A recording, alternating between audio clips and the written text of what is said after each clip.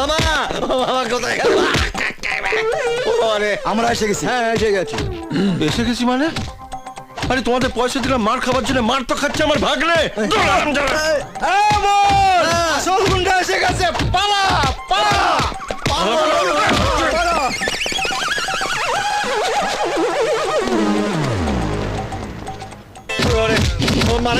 মারে কেন আমায়?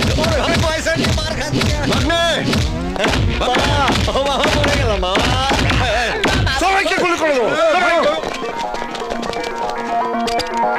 এ কি রে, এ তো খেলনার পিস্তল। বুলডোজার হারামি ঢপ মেরেছে। ওর বাপের কাছ থেকে টাকা আদায় করে ছাড়বো। মামা ভাগ্নে মামা ও মামা মামা গো